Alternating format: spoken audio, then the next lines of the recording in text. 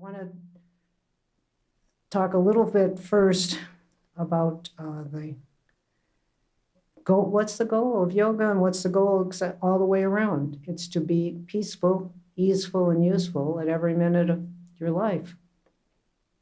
And I said this a couple weeks ago, but I've developed it a little bit more. I think yoga is what my grandmother taught me when I was about 4 years old. First, of course, you've got to have a healthy body and you got to eat well and all that. You got to do what we do is one of our big 3 practices, the different asanas. But when you get in trouble or you're upset about something, what you first are told, I was told by my grandmother, take a deep breath, let it out slowly. All right, pranayama, we got that going. Now think about what just happened. Contemplation or the beginning of meditation. Now let's talk it all out. But while you talk it all out, speak kindly. Think about what the other person's going through. And one of my favorite quotes, think twice before saying nothing. Think twice before saying nothing. And all of that comes down to what we've seen on many of our different papers here. Is what I'm going to do useful? Is it my job? And does it improve upon silence? And a lot of the time, what we are offering to do for ourselves or for others is useful. But a lot of times when somebody's having a problem, it's not necessarily our job to be the one to deal with the problem. It may not be their problem either. And very important when you're working with yoga is what's happening, improve upon being silent. So in getting ready for this, Karla talked to me about how she uses the 8 limbs and the yama niyama as her basis for everything in life, but especially in dealing with grief. So I'll put you on the spot and let you go from there. It's a good spot. Yeah, I was telling Swami Sarvaananda when we were talking about what we were going to say tonight that I realized, I guess about a year ago, that basically everything I teach has to do with ahimsa. And I realized when I was writing that book that when I was, especially the Raja Yoga chapter, when I was talking about the 8 limbs, I realized I had this epiphany that they're in order. And one builds upon the next, and particularly starting with the yamas, everything, ahimsa is the core of everything. I spend a lot of time with grieving people talking about being compassionate toward the self. That when we're in a situation that we can't change, we often are not very kind to ourselves because we're not doing something that we think we should be doing or what other people are telling us that we should be doing, and maybe we agree with them or not. We're not feeling some kind of way that we think we should be feeling, or healing like we should be healing, or getting somewhere we think that we should, and we think there's something wrong with us. And what I realized is that essentially, yoga means wholeness and union. The goal of yoga is yoga. Yoga is the goal. It's the wholeness. And yoga teaches that we are already whole and perfect, even when we feel like we're not. And practicing compassion towards ourselves in a moment when we don't feel that wholeness is the basis. Because you can't practice the next yama, satya, if you're not practicing ahimsa, because I don't think we're supposed to. Oh, I'm sorry. Thank you, Swami Vidyananda. So ahimsa is nonviolence. It's the first yama, nonviolence, non-harm. And then the second one is satya, which is non-lying or telling the truth. And I don't think we're meant to just go around telling our truth constantly, because we could harm people that way. We can hurt ourselves when you're saying, is what you're about to say going to improve upon the silence, or is it going to cause pain? everything starts with ahimsa. Whether we are someone who's supporting a person in grief or whether we are that person, if what we're doing is harmful to ourselves, then that's where we start to increase the compassion towards ourselves. I think Iyengar said in The Tree of Yoga, which is an awesome book, he was talking about all the limbs of yoga and how each of them is fully within the others. But he was speaking of ahimsa, and he said, I don't know why everybody talks about the violence in the world when we don't look first at the violence within ourselves. And it's so true, because if you don't practice that compassion for yourself, you can't give it to other people. And when we are in a place of pain resulting from grief, loss, and trauma, we're very rarely compassionate towards ourselves. So I see that as the basis for everything. And then the other yamas and niyamas build upon that. But it's true for people who are supporting others in grief as well. And it's hard because people want to be helpful. They are also distressed themselves when they see others in distress and want to do something to help them or fix it. And sadly, a lot of things can't be fixed. And when they say things that aren't necessarily helpful, it can cause more pain. So we were talking about how do you practice being able to know when to say something or not to say something. And I think Swami Sarvaananda's grandmother's rules are pretty good. I think it's yoga. Yeah, it is. It is yoga. Thinking about, is what I'm about to say or do going to be helpful, or could it potentially cause more harm for this person? And then too, speaking of the yamas and niyamas, the last three niyamas, which is also Sutra 2.1, speaks about tapas, which is literally translates as heat. And it's seen in a lot of different ways. But essentially, I think it's the pain and distress that we can find ourselves in that we can't necessarily change. I mean, it's heat that we apply to ourselves too, within a hatha practice, for example, or with discipline that we call ourselves to have within a practice. But when we can't change that heat that comes, what do you do with that? And then the next one, svadhyaya, which is self-study and study of spiritual texts. But personally, my interpretation of that is that you can't really apply what you read in a spiritual text if you don't have self-awareness around it.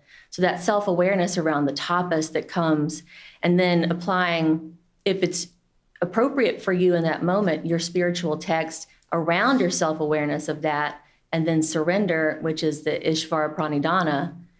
So this receiving the tapas and being in this pain that we can't necessarily change, and then having awareness around it, self-awareness, self-inquiry, and then surrendering to that. That also applies to people in grief, and it's really difficult to be in that kind of fire and not be able to change it. And then it's hard to have compassion for yourself in that and awareness, but everything starts with that awareness.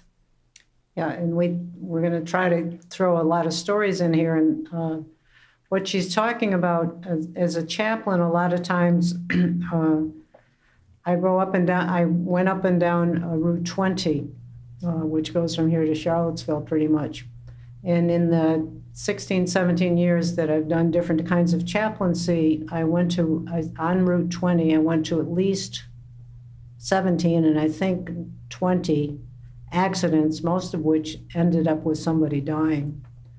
And what do you do in that kind of a situation? What do you do? Well, the first thing I want to show you, this is just plain old, what do you call it? Vaseline.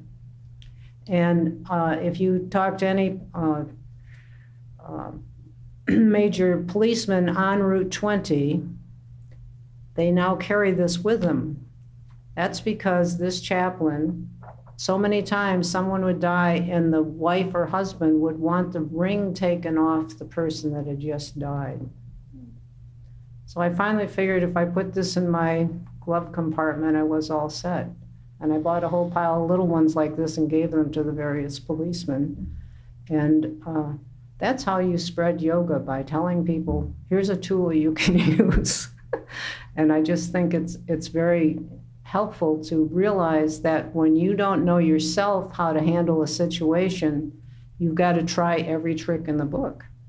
And I know a lot of the people that come for the grief type things have lost a child. I know here at Yogaville, I counted up when I was going to talk and realized I knew at least 10 people in the Yogaville community, some of them that are watching us by live stream tonight, and some that are in the audience, that have lost a child over the years. And that doesn't even count people that lost a child before the full birth, or someone that chose to terminate a child before birth, or get into any of those kinds of political things. Because I know lots more people that are in those kinds of categories. How many people here have lost a member of their family in the last 5 years? I bet you almost everybody has lost someone close to them in the last 5 years. And what we're doing is trying to find a way to make ourselves the best instrument. And I know, watching Gerda with the satsang that we just saw, it's very hard because I'm sitting here thinking, wow, I know a lot of people in this audience tonight that have lost a child, and listening to this story, it's going to be a really difficult thing.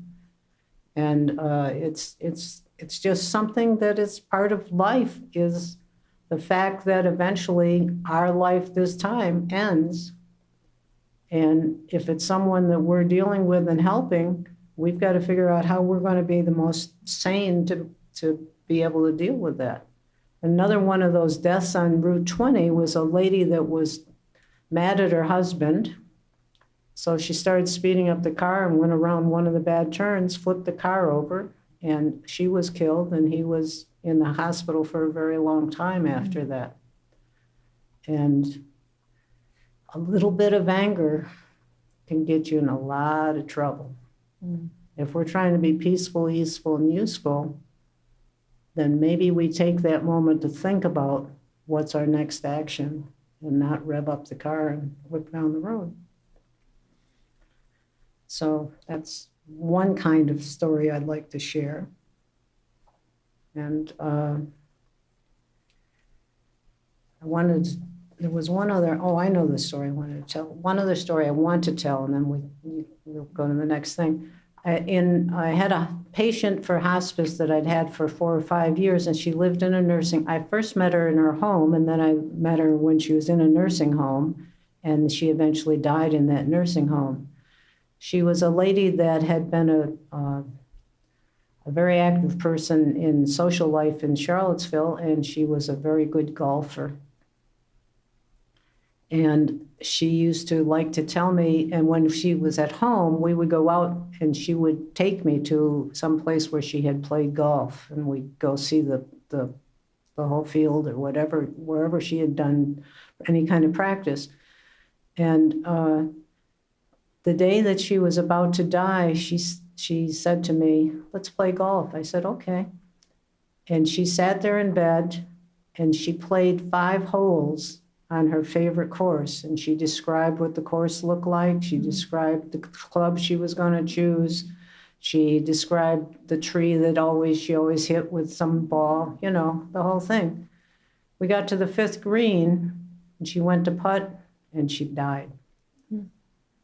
And it was one of the most joyous deaths I've ever experienced.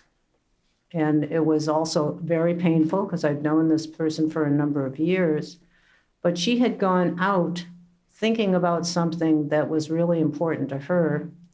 And one of the best things I felt I did for her family is later the next day, I called her sister, who was 89. She was in her 90s.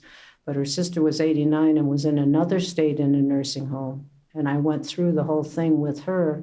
And her sister was very, very much placated and felt very comfortable when she heard the story that her sister had gone out playing golf.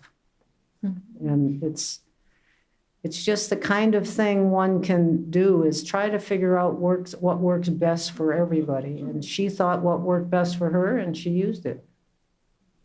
And that's the way we go. I'll turn it over to you. But you know what I think you did for her, though, which I'm sure you've done for a lot of people, is to be present, fully present, with compassion in that place with her when she needed that. And in as far as like that Sutra 2.1, I was just saying about the tapas, feeling the heat and the distress and pain, and then having self-awareness around it and surrendering to it. That's something that you've learned to be really good at because it's uncomfortable spending time with and being around someone who's in pain or dying or who has had a traumatic loss or any kind of loss, because we want to make it better and we can't make it better. You couldn't make that moment for her better except for being fully present and compassionate with her. And I think for people who are supporting others in grief, practicing that, and the sutra says those three things are yoga in practice. That's the practice of the wholeness, is to move through those things when you have this distress and heat that you're feeling, that you're uncomfortable because somebody's going through this pain, to then practice ahimsa and say, okay, how can I cause the least harm? How can I be the most compassionate? And then have your own self-awareness, and learning how to manage that in ourselves is really crucial. I mean, a lot of people ask me how I do what I do, and it's a practice of learning how to be with those feelings. There's plenty of times, I mean, I've been through excruciating loss myself. I mean, I've been there and I lived through it somehow. It's amazing how you live through it. But when I'm with other people, there's plenty of times where I wish there was something I could do to take it away and make it better, and I cannot. And in fact, often I learned from a good friend of mine, we talked about this feeling of even when somebody says, oh, I wish I could take that from you. It's not mine to take. You know, it's theirs. And I don't have the right to take that away from them. This is their experience in the moment. And the best thing I can do is to be present and fully aware of what's happening with them as much as I can and be compassionate in that place. And if everybody could do that, it would be such a wonderful world of just to be the gift of pure attention and compassion. If you don't know what to say to somebody, you can just say, what's that like for you? You know, let somebody talk about it. I'm so sorry this has happened to you. You know, I hate that for you and for your loved one. Like, the platitudes don't really help. Even if that's what you believe or the person believes, just letting them know you're present and giving the opportunity for them to share their experience of witnessing that pain and suffering. Like, the word compassion literally means to be with others in their suffering. The word passion means suffering, like the passion of the Christ. It comes from a Latin word whose root is also patience, passion and suffering. And COM, that prefix, means with. So it means to be with someone in their suffering, and I think to have patience with it. And that applies to us as well, those of us in suffering, to be compassionate towards ourselves in our own suffering and try to have patience as much as possible with that. And this is hard. It's hard. And the practices of yoga give us this ability to have that kind of equanimity and find those moments of peace where we can manage our own distress and practice ahimsa, this nonviolence and compassion with someone in pain, and just say, you know, even ask, pray, give me the words if there's words, or give me the ability to stay silent. You know, just to be present. It's a gift. It's such a gift. And to give someone the opportunity to share their story and their experience and just listen, it is a huge gift. And the ability to stay silent is something that we all have to work on. It's not an easy practice. No, it isn't. And remember that grief comes, as Gurudev even mentioned, but grief comes from a loss. And you could lose your best pen or your worst pen, but you could lose something that really meant something to you. And that could ruin the whole rest of your day. All you're thinking about is, where's that darn pen? There it is, right on your desk where you left it last night. But you just forgot where you put it. And we start with loss. It's a loss of something, and it could be something as simple as a pen and as difficult as losing another person one way or another. And I think that's something we forget, that the simple things, we right now have one of our own brothers and sisters, Swami Satchidananda, who is in the hospital. She'll be coming home. She's been in excessive pain. She's been getting excellent treatment, but it's still difficult, even if you know all of these things, to see someone experiencing pain like that all the time. And so, well, I think our main object tonight is to say, go ahead, give it a try. Think that we've all had loss, we're all experiencing grief, and we all have to move from there on to the next thing. And it's just a pattern. And take a deep breath. Yeah, well, sometimes that doesn't happen really quickly either. No. That's where the patience part comes in, and we don't really like to practice patience. And we live in a culture that is not very hospitable to grieving people either. We're very death denying, and we're super grief aversive in this culture. And so often we want people to be over it really quickly. And I don't know, somewhere 2 weeks to 3 months, people are kind of then saying, oh, well, you're still sad about this. And if it's your child, I mean, you're going to grieve this loss the rest of your life. The way you carry it is going to be different, but it doesn't go away. If you've been married to somebody for many years or even 2 years, if you didn't get the chance to have this long, beautiful life together, you're going to get over that in 3 months or even next year. You know, this is having patience with people who are going through this process, and having patience with yourself if you're in it. It's a task that we all need to get way better at, but it's going to happen to all of us. And we're talking about loss of all sorts of things. We don't grieve anything that's not precious to us. We don't care if we don't love the thing, and you don't grieve anything that you don't love. And so grief is love. It's an expression of love.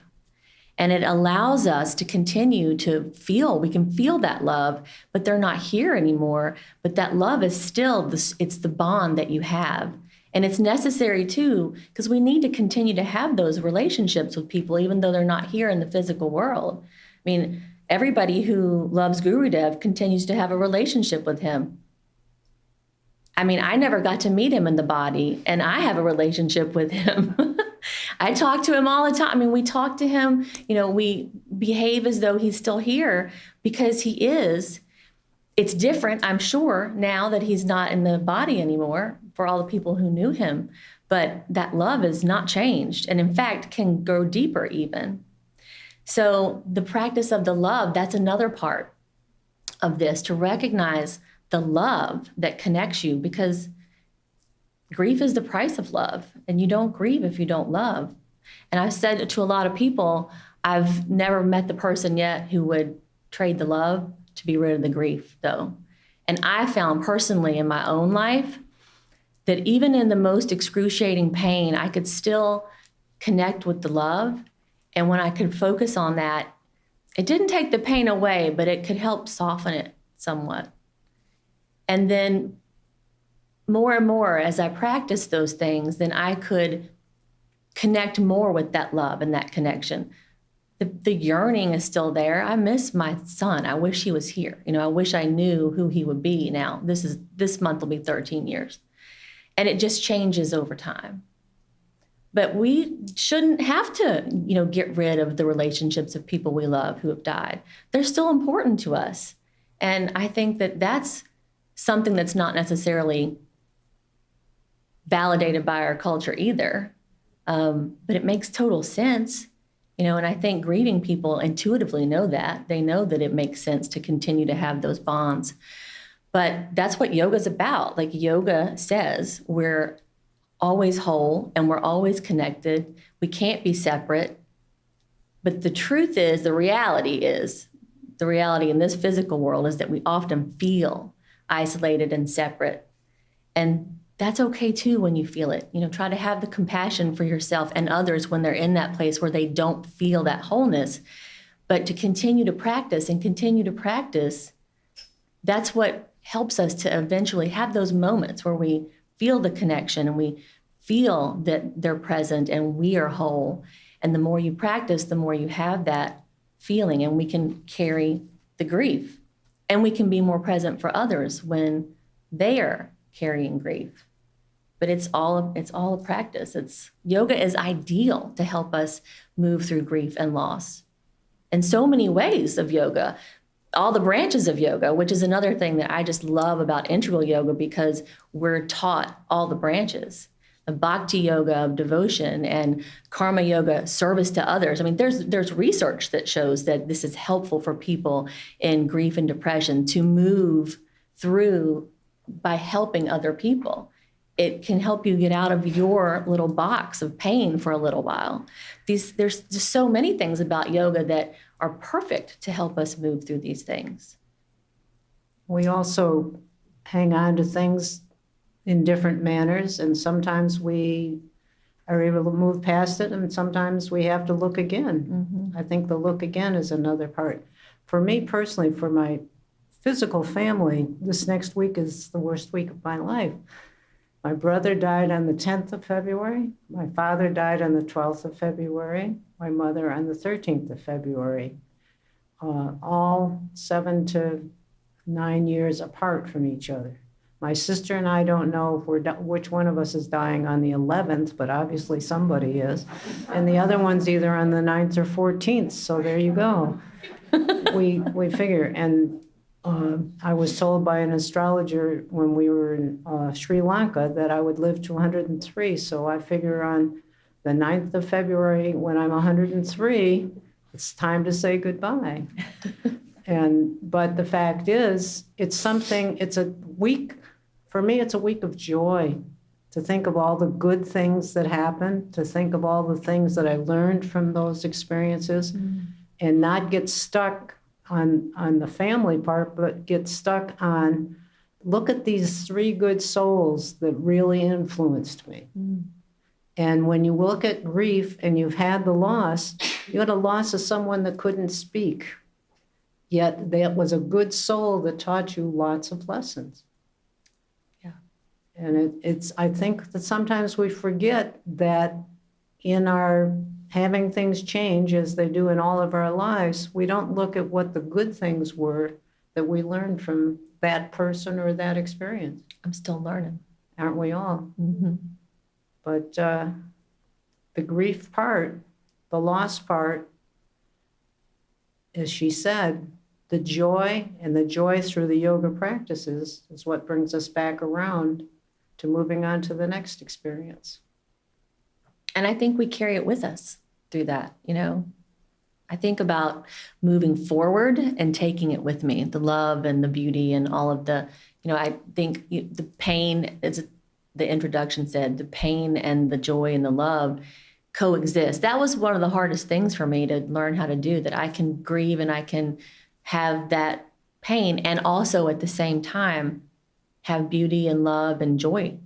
And they move in and out and come back and forth, and it's this cycle, and it's okay. It's okay to be where you are, wherever you are. Although it's hard to be okay with that sometimes. I have one more story that I'll share. I had a man that his wife was in the nursing home, and she was an Alzheimer's patient, and she'd had Alzheimer's for 18 years at the time this event happened. 18 years. She was in her late 70s, so she was an early getter. They'd been married for over 40 years, and he came every day after supper to see her in the nursing home. and her good friend came every afternoon to see her at least 3 or 4 times a week. Well, after 18 years of this going on, guess who decided that they had a nice relationship? The best friend and the husband. But they were both very good Catholics, and they didn't think that this was right, that they should have a relationship. And the man said to me, I don't know what to do, because we're serving as best we can, but it looks like we've got something, there's a spark there, and I don't know what to do. And I said, well, who's your priest? And he said, one of the fellows in town. And I said, let's make an appointment with him, and let's see if we can talk it out. And I said, do you want to go alone, or do you want to go with this lady? And he said, I think I want to go alone. Well, we went and spoke with the priest, and it was a very interesting experience, I think, for everyone. But the priest was saying, well, you can't stop with the relationship, and you can't really start another one, but you can see that you are both experiencing the love of caring for this person, and you have the love for each other. And he started them on a whole path of how to make that love something that they could work on while they were working with the person that was dying, and at the same time not move too quickly into something that would move to some other level. And within a half a year, things changed, and they got married. And as far as I know, I saw them about a half a year ago, and they were still together. And but they knew they had a situation, and they knew that it was not part of what they felt that their faith tradition had any answers for. So they went and talked to someone and tried to figure it out and worked out what was best for them. And I think all times that we're dealing with any loss or any grief, and we want to resolve it, we're going to transcend the situation. And I know you talk a lot about moving on to the next step. And I think that's what we're asking all of you to think about is, in every action, you keep your own peace, you use the yoga, and you figure out how to move on so that you don't lose your peace and the people that you're working with become more peaceful.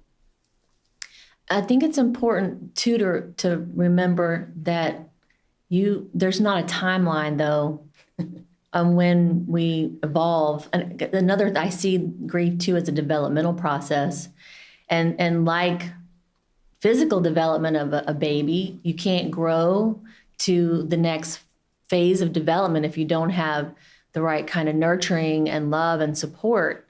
And when someone's in grief, so often it feels like you're just like right back to the beginning. Sometimes you need somebody to show you even how to eat food again. You feel like you've lost everything. But the people who have really good outcomes developmentally in that process are people who have good self-care and good support, and who are help-seeking people often too. But sometimes when you're in that place, you don't care about taking care of yourself. And we need people around who can say, hey, I'm going to bring you some food. Let me just go outside and get some air, take a walk.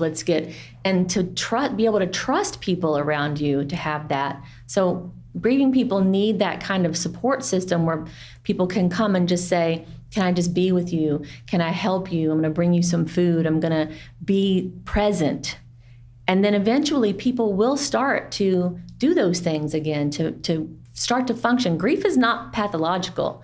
It's normal and it's natural. It's a natural reaction when something you love is gone.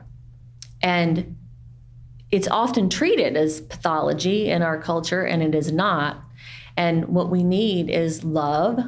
Like the Beatles said, all you need is love. That's what yoga says too. And with that kind of love and nurturing, then people can, if they can't have it inside themselves, they can get it from somewhere else. One thing the Gurudev did say in that video was to find other people who can help you. And then have that trust and that love from ahimsa and compassion, but having that patience that comes with it, because you're not going to get better like that. And you don't even, there's nothing wrong with you to get better, but you're not necessarily going to grow and develop in it as quickly as you think you want to, or that other people want to. And having that patience to be where you are with love and compassion. And it's interesting because then things start to shift when you sometimes least expect it. But the practices, it's like Patanjali says in the sutras, practice is firmly grounded when is for a long time and without break and in all earnestness. And this is the way the grief process is too. It's a long time and really feels like without a break sometimes. And when you have all earnestness in holding on to your love and as much as you can, coming back to that self-compassion and as little judgment as possible in your process, that's when things start to move. And we don't get to decide when that happens. And it's hard when you're in that place. But the practices of yoga really can help us move through it to be present to your experience. And that's the other thing, that people are afraid to feel stuff because it's scary. That's the tapas, right? That's the scary heat part. But having compassion, it's really bizarre how you can feel so much pain and not die, but you don't, and you move through it. In that moment, you breathe. That's where pranayama is really helpful. You breathe and bring in some of the life force. And then you get, sometimes it's breath by breath. And then little by little, there's more time and space between the painful, excruciating, painful moments. And then they're a little less painful. And then there's more love in there. And then you're just like, oh, look, there's a beautiful flower. And here's a kindness that someone did for me. And you can appreciate it and love it and hold it. And then maybe the next day you're back in that place, and that's okay. It's just this continuing thing without break and for a long time. With great earnestness. With great earnestness and compassion. So there you are. Peace. We are going to get peace any way we can. We want peace, joy, love, and light. Thank you.